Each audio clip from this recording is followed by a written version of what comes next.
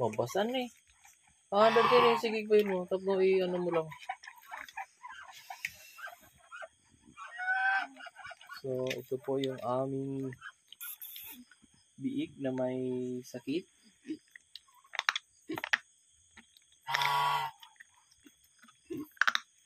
Pinadedede po ng aking bigyan ng gatos ng aking agriculturist. Ayan po. Dahil magang-maga po yung kanyang paa.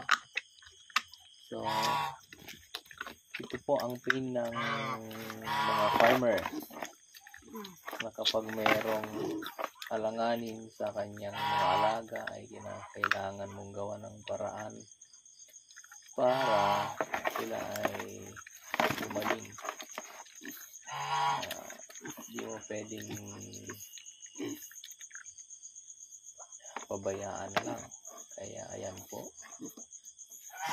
napadede.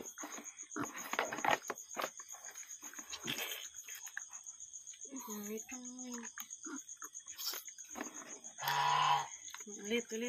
lang. So ayan po, pinapadodo ni Faith.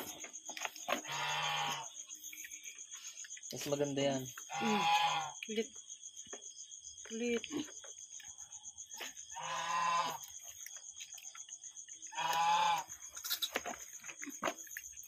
Kuha mo ulit. Gas. Meat. Malasang. Gas.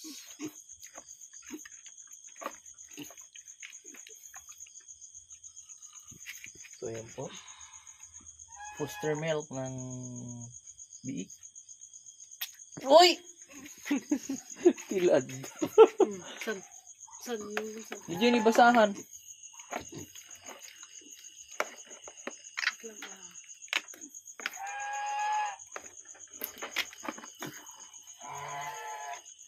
Ang laki ng bukol. Ulit. Okay. Ano kaya yan? Ba't sumubra naman ang... Ulit. Jenny, basahan pa. Tapos mahawakan ti, mahawakan ti ulo. Ulit. Jenny! Sika agigim